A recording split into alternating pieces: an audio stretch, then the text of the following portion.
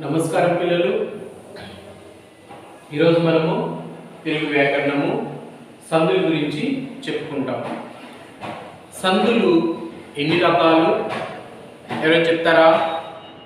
సందులు రెండు రకాలు. సందులు రెండు రకాలైనటువంటి సందులు. ఆ సంధి ఈ సంధి కాదు. మన తెలుగులో తెలుగు పదాలు సంస్కృత పదాలు ఉంటాయి కాబట్టి తెలుగు పదాల మధ్య జరిగేటటువంటి సంధి తెలుగు సంధి అంటారు. సంస్కృత పదాలకు మధ్య జరిగేటటువంటి సంధి సంస్కృత సంధి అంటారు. మన తెలుగు భాషలో మనం చదువుకునేటటువంటి పుస్తకంలో తెలుగు పదాలు ఉంటాయి, సంస్కృత పదాలు ఉంటాయి. తెలుగు పదాల మధ్య జరిగేటటువంటి సంధి తెలుగు సంధి, సంస్కృత పదాల మధ్య జరిగేటటువంటి సంధి సంస్కృత సంధి. ఇలా రెండు రకాలైనటువంటి సంధులు ఉంటాయి. సంధులు రెండు రకాలు. ఒకటి తెలుగు సంధులు, రెండో రకము సంస్కృత సంధులు. సరే, తెలుగు సంధులు ఏమేమి ఉన్నాయో చూడండి.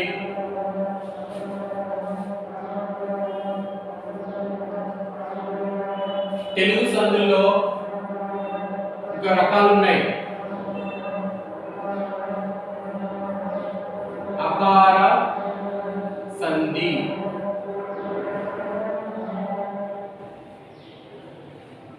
ఇకార సంధి,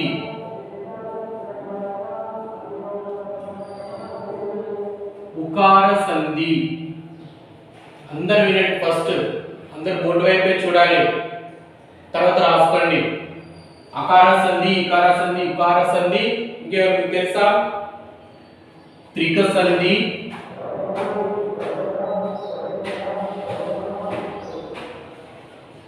త్రిక సంధి. ఇంకేమైనా తెలుసా మీకు? ఎడాగమ సంధి,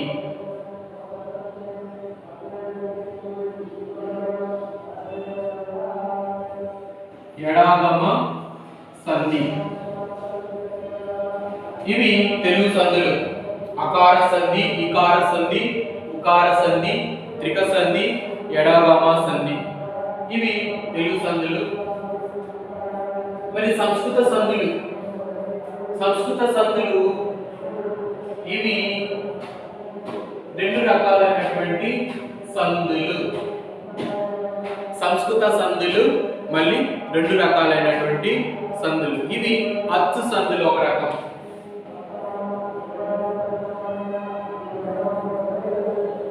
అచ్చు సంధులు.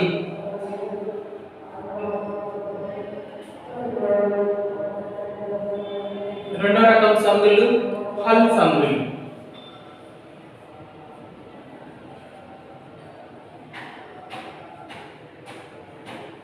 హల్ సంధులు సంస్కృత పదాలలో జరిగేటటువంటి సంధులు రెండు రకాలైనటువంటి సంధులు. అచ్చు సంధులు, హల్లు సంధులు. అచ్చు సంధులు, హల్లు సంధులు. మరి అచ్చు సంధులు ఏంటి? అచ్చు సంధులు ఏమేంటి? సవర్ణ దీర్ఘ సంధి,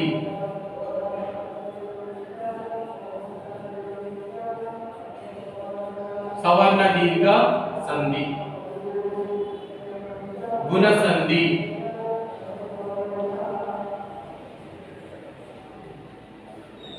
వృద్ధి సంధి,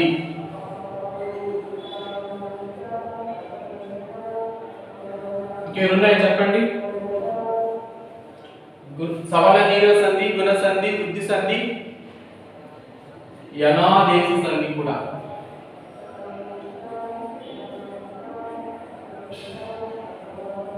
యనాదేశ సంధి.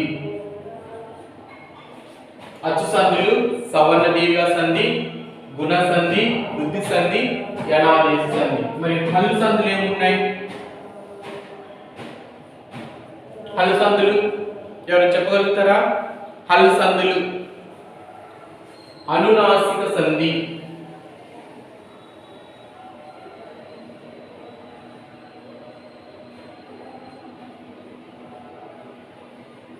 అనునాసిక సంధి. ఇది విన్నారు ఎప్పుడైనా? అనునాసికాలు అని చెప్పుకున్నాం కదా. అనునాసికాలు, అనునాసిక సంధి, అనునాసిక సంధి. తర్వాత విసర్గ సంధి.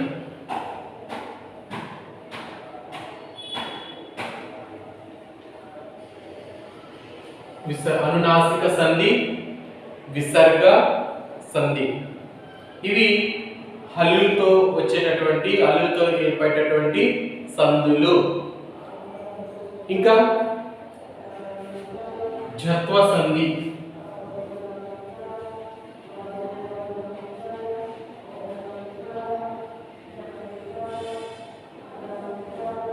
జత్వ సంధి, జత్వ సంధి, చుత్వ సంధి కూడా. జత్వ సంధి, చుత్వ సంధి.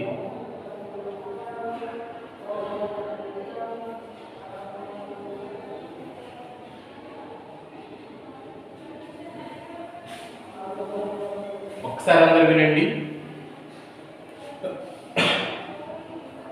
సంధులు రెండు రకాలు: తెలుగు సంధులు, సంస్కృత సంధులు.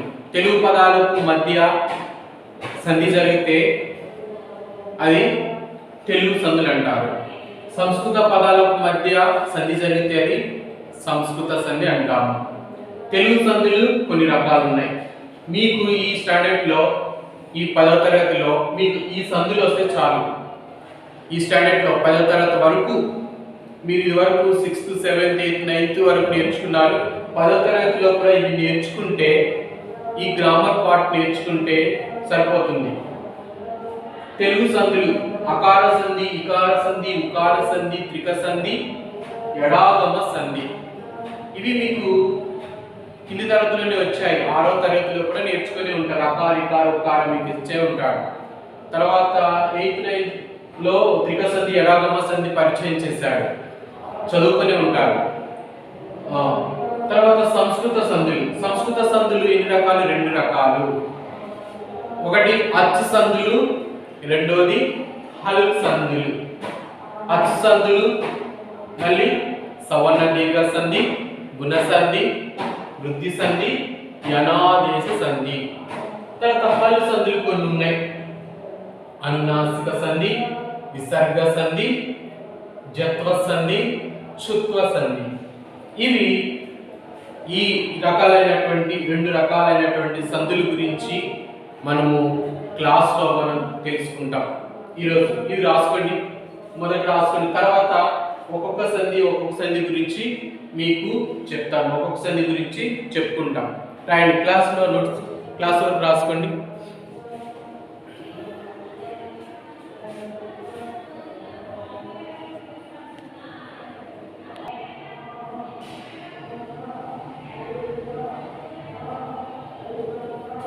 రాసుకున్నాం కదా.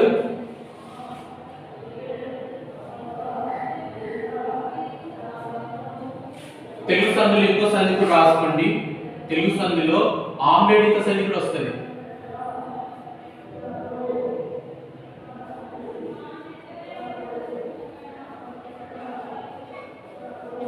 ఆమ్రేడిత సంధి ఇది కూడా తెలుగు సంధిలో ఉంటుంది.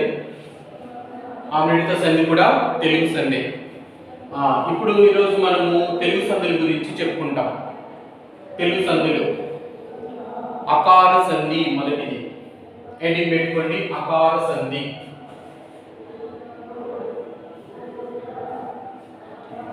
అకార అన్న అత్వ అన్న ఒకటే.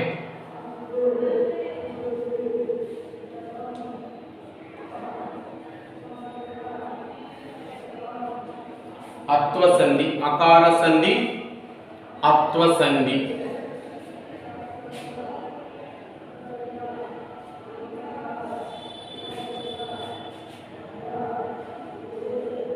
అత్వ సంధి, అకార సంధి, అత్వ సంధి. అకార సంధి అన్న అత్వ సంధి అన్న ఒకటే. అకార సంధి ఈరోజు మనం కొన్ని సంధుల గురించి చెప్పుకుంటాం. అకార సంధి, అకార సంధికి సూత్రం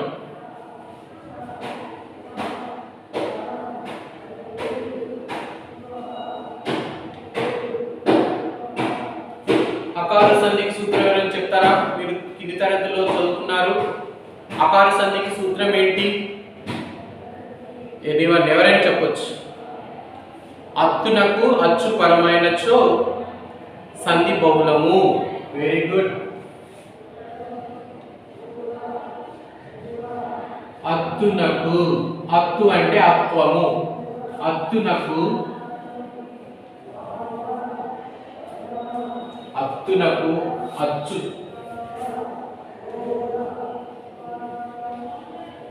అచ్చు పరమైనచో సంధి బహుళము.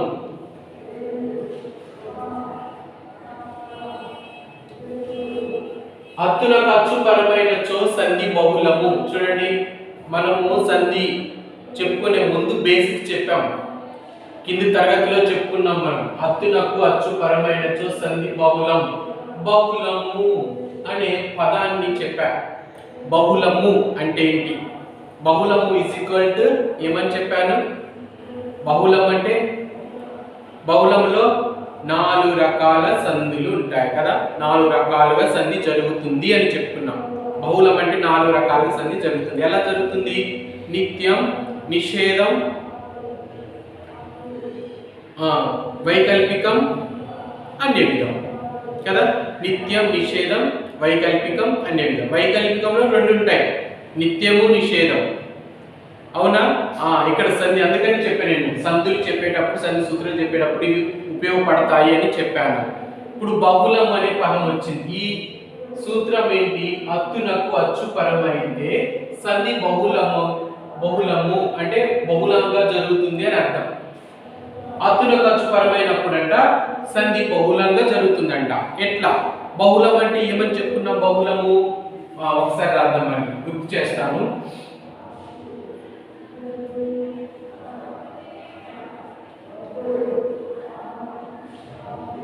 బహుళము ఈజ్ ఈక్వల్ టు చెప్పండి, నిత్యం ప్లస్ ఏమేమి ఉంటుంది? నిషేధం ప్లస్ వికల్పమైన, వైకల్పికం అన్నా ఒకటే, వికల్పం ప్లస్ అన్యవిధం అంటే విభాజనం, అన్యవిధం, అన్యవిధం. ఓకే, ఇక్కడ మనకు 4 రకాలైనటువంటి సంధులు అంటే 4 రకాలుగా సంధి జరుగుతుంది. అత్వ సంధిలో 4 రకాలైనటువంటి సంధి అనేది జరుగుతుంది, 4 రకాలుగా జరుగుతుంది.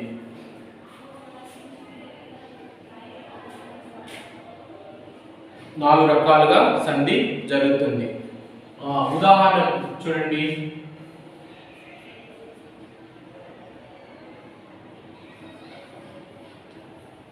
చింత ప్లస్ ఆకు, చింత ప్లస్ ఆకు కదా. ఇది ఏమవుతుంది? 2 కలిపి రాస్తే చింతాకు, చింత ప్లస్ ఆకు, చింతాకు. అంటే పూర్వపదంలో చివరి అక్షరం యొక్క స్వరము ఆ, పరపదంలో మొదటి అక్షరము ఆ అచ్చు. అత్వానికి, అత్తునకు అచ్చు పరమైనచ్చు సంధి బహుళము. అత్తు, ఆ, అత్వం అంటే అత్తు, ఆకి అచ్చు పరమైంది. మీకు కింది తరగతిలో చెప్పాను, ఆ ప్లస్ ఆ ఇజ్ ఈక్వల్ టు ఆ అయింది. అలానే ఇక్కడ కూడా చింతాకు చూడండి, స్వరము ఏమని పలుకుతుంది? ఆ అని పలుకుతుంది. ఇక్కడ సంధి అనేది జరిగింది కరెక్ట్ గా.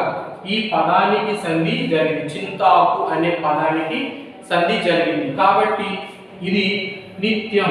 సంధి జరిగితే నిత్యం అంటే మనం ఏం చెప్పుకున్నాము? సంధి జరిగితే నిత్యం అని చెప్పుకున్నాం కదా. చింతాకు అనే పదానికి సంధి జరిగింది, నిత్యం. తర్వాత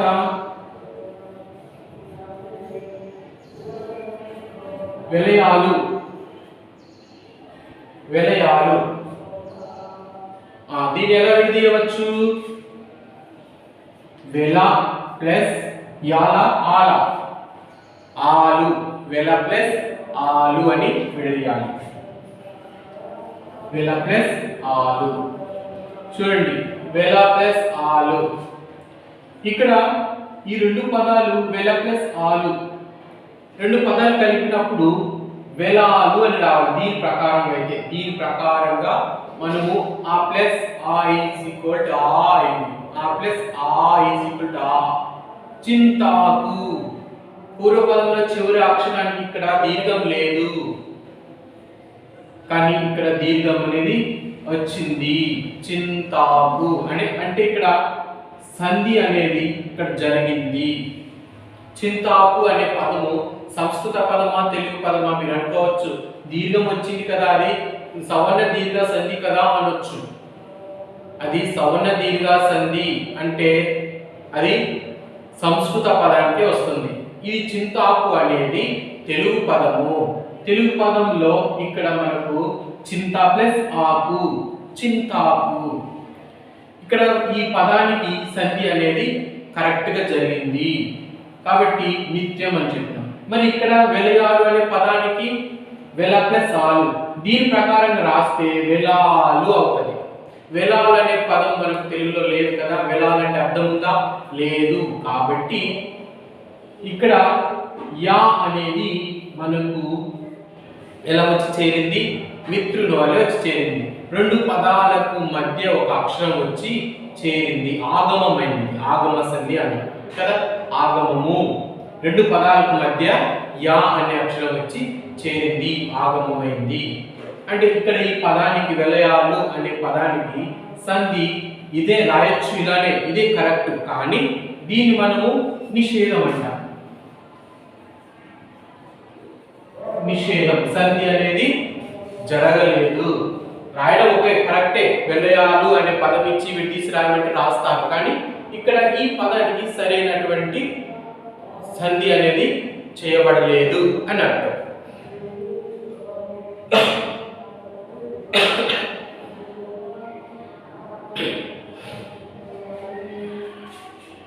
తర్వాత చూడండి, మేనల్లుడు.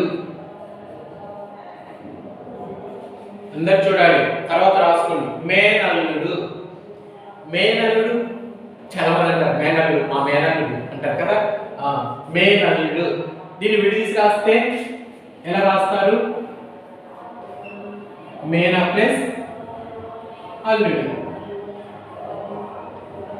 కదా. ఇక్కడ అన్నింటిలో చూడండి, దీనికి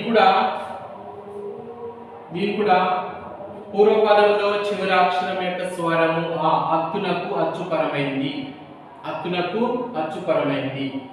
ఇక్కడ పూర్వపదమైనటువంటి మేనా అనే పూర్వపదమైనటువంటి దాంట్లో నా అనే అక్షరంలో స్వరము ఆ. అలానే పరపదంలో మొదటి అక్షరము ఆ కదా. అత్తునకు అచ్చుపరమైంది, అత్వానికి అచ్చుపరమైంది, అత్తునకు అచ్చుపరమైంది. కాబట్టి మేనల్లుడు అంటే ఇక్కడ ఈ పదానికి సంధి అనేది జరిగింది కాబట్టి నిత్యం, సంధి జరిగింది కాబట్టి నిత్యం. అలాగే ఇంకొక పదం మేనయల్లుడు. మేనయల్లుడు, మేనల్లుడు అన్న ఒకటే, మేనయల్లుడు అన్న ఒకటే అర్థం. మేనల్లుడు అన్న మేనల్లుడే, మేనయల్లుడు అన్న మేనల్లుడే కదా. మేనయల్లుడు. మరి దీన్ని ఎట్లా విడదీసి రాస్తారు? ఎలా రాస్తారు దీన్ని? ఇది కూడా మేనా ప్లస్ అల్లుడు. చూడండి, మేనల్లుడు అన్న మేనా ప్లస్ అల్లుడే, మేనయల్లుడు అన్న మేనయ ప్లస్ అల్లుడు అని రాయం, మేనా ప్లస్ అల్లుడు అని రాస్తాం. పూర్వపదంలో చివరాక్షరం యొక్క స్వరము ఆ. ఆకి అచ్చుపరమైంది, ఆకి అచ్చుపరమైంది, ఆకి అచ్చుపరమైంది. మేనా ప్లస్ అల్లుడు, మేనల్లుడు. ఇక్కడ మేనయల్లుడు కూడా మేనా ప్లస్ అల్లుడు, మేనల్లుడు. ఇక్కడ ఒకే పదం అంటే మేనల్లుడు ఈ రూపంలో ఉన్నటువంటి పదానికి ఇక్కడ సంధి జరిగింది, ఈ రూపంలో ఉన్నటువంటి ఈ పదానికి ఇక్కడ సంధి రాశారు, సంధి జరిగింది, కానీ ఇది దీనికి సంధి జరగలేదు, సరైనటువంటి సంధి అక్కడ జరగలేదు. ఎందుకంటే ఇక్కడ అక్షరము వేరే అక్షరం వచ్చి చేరింది, ఆగమమైంది, ఆగమ సంధి.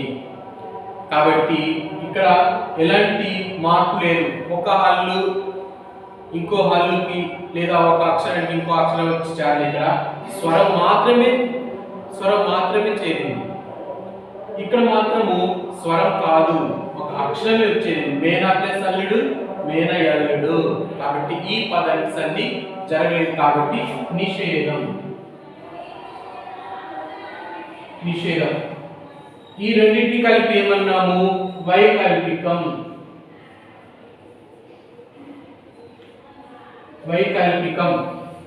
వికల్పం అంటారు. వైకల్పికం అంటే చూడండి, ఒక్క పదమే ఈ విధంగా ఈ రూపంలో ఉంటేనేమో సంధి జరిగింది, ఈ రూపంలో ఉంటే సంధి జరగలేదు. కాబట్టి నిత్యం నిషేధం. వైకల్పికం ఈజ్ ఈక్వల్ టు నిత్యం నిషేధం అని చెప్పుకున్నాం. ఓకేనా? కాబట్టి ఆ విధంగా జరిగింది. తర్వాత ఇంకొక ఉదాహరణకు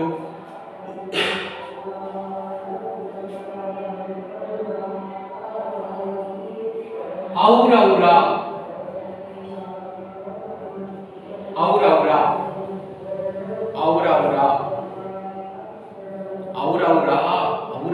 అంటారు కదా, ఏంటి కదా? దీన్ని విడదీసి చెప్పండి ఎవరైనా. ఔరౌరా అంటే ఔరా ప్లస్ ఔరా ప్లస్ ఔరా, అంతేనా? ఔరా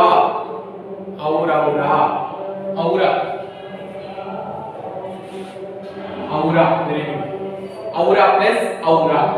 ఇప్పుడు ఇది చూడండి, పూర్వపదము ఔరా, పరపదము ఔరా. పూర్వపదం ఔరానే ఉంది, పరపదం కూడా ఔరానే ఉంది. మరి ఇక్కడ మనకు సూత్రములు ఏంటి? పూర్వపదంలో చివరి అక్షరం యొక్క స్వరము ఆ, అత్వానికి అచ్చుపరమైంది ఔ. అత్వానికి అచ్చుపరమైనచో సంధి బహుళము. ఇక్కడ అత్వానికి అచ్చుపరమైంది, ఔ అనేది అక్షే కదా, అత్వానికి అచ్చుపరమైంది, అచ్చుపరమైంది కాబట్టి అది ఏ సంధి? అత్వానికి అచ్చుపరమైతే అకార సంధి. ఓకే, ఇది అకార సంధి. అత్వానికి అచ్చుపరమైంది అకార సంధి. ఓకే, ఇంకే సంధి వస్తుందా? ఇక ఏ సంధి వస్తుందా? మీకు ఇదివరకు తరగతిలో చెప్పాను కదా, మొదటి పదము ఔరా ఉంది, రెండో పదం కూడా అదే ఔరానే ఉంది. ఒక పదమే రెండు సార్లు రాయబడింది. ఈ పదం ఔరా అనే పదము మళ్ళీ రెండు సార్లు రాయబడింది. ఏమంటారు? మొదటి పదాన్ని ఔరానే, రెండోసారి రాయాల్సినటువంటి పదాన్ని ఏమంటారు? ద్విరుక్తం కదా. మళ్ళీ దీన్ని ఔరా అనే పదాన్ని మళ్ళీ రాసాము. మొదటి పదం ద్విరుక్తం అవుతుంది, రెండో పదము మళ్ళీ రాయబడింది కాబట్టి అది ఆమ్రేడితము అవుతుంది. రెండో పదాన్ని ఏమంటారు? ఆమ్రేడితం అంటాం కదా. ఆమ్రేడితం రెండోగా రాయబడింది ఆమ్రేడితము. కాబట్టి ఈ పదము ఆమ్రేడిత సంధి కూడా ఉంటుంది, అందుకని అన్య విధం అని చెప్పవచ్చు.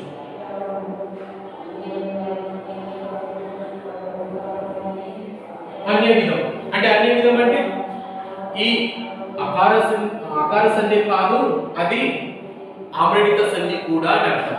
అన్య విధం అంటే మీరు ఈ స్కూల్లో చదువుకుంటే ఇంకో స్కూల్లో చదువుకున్నారు అనుకోండి, అంటే దీనికి సంబంధించిన వారు ఇంకో స్కూల్కి సంబంధించిన వారు అంటారు కదా. కాబట్టి ఆ విధంగా వాడు మాకు సంబంధించిన వాడే కానీ అక్కడ కూడా సంబంధించిన వాడే అంటారు. అందుకని ఔరౌరా అనే పదము మనకు అకార సంధిలో ఉంది, ఔరౌరా అనే పదము ఆమ్రేడిత సంధిలో కూడా వచ్చింది, వస్తుంది కూడా. కాబట్టి అన్య విధం చూడండి, అత్తుల ఖర్చు పరమైనచో సంధి బహుళము.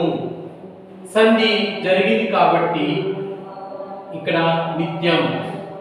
ఈ పదానికి సంధి జరగలేదు, నిషేధం. చూడండి, మేనరుడు అనే పదానికి సంధి ఈ రూపంలో ఉంటే సంధి జరిగింది, ఈ రూపంలో ఉంటే సంధి జరగలేదు, నిషేధం. అలానే ఔరౌరా, ఔరా ప్లస్ ఔరా అనేది ఇక్కడ అన్ని విధం. అత్తులకు అచ్చుపరమైంది, అకార సంధి. ఇదే పదము మళ్ళీ ఇందులో వస్తుంది ఆమ్రిడిత్ సంధి. ఎందుకంటే ఒక పదం మళ్ళీ రెండోసారి రాయబడింది, రెండోసారి రాయబడుతుంది ఆమ్రిడిత సంధి. కాబట్టి ఇది ఎప్పుడైనా మీకు పరీక్షల్లో ఎగ్జామ్లో ఔరౌరా అది ఏ సంధి అంటే ఏమంటారు? ఔరా ప్లస్ ఔరా అకార సంధి. అలాంటి అది ఆమ్రిడిత సంధి కూడా వస్తుంది. ఆమ్రిడిత సంధి కాదనడానికి ఆస్కారం లేదు, ఎందుకంటే రెండోసారిగా రాయబడుతుంది. పరపదం కూడా ఔరానే ఉంది, పూర్వపదం ఔరనే, పరపదం కూడా ఔరనే. కాబట్టి ఈ పదము అన్ని విధం. కాబట్టి మనకు అత్వ సంధికి ఇంత ఉంటుంది, మిగిలిన సంధులకు మీకు కన్ఫ్యూజ్ ఏమి ఉండదు. అత్వ సంధికి కన్ఫ్యూజ్ మీకు. బహుళము, అత్తులకు అచ్చుపరమైనచో సంధి బహుళము. కాబట్టి ఇది మీరు బాగా గుర్తుపెట్టుకోండి. బహుళం అంటే నిత్యం, నిషేధం, వికల్పం. ఇక్కడ వికల్పం, వైకల్పికం అంటే వికల్పం అన్న ఒకటే, ఇక్కడ వికల్పం అనే విధం. నిత్యం, నిషేధం, వికల్పం అనే విధం. బహుళము అంటే ఓకే, అర్థమైంది, రాసుకోండి.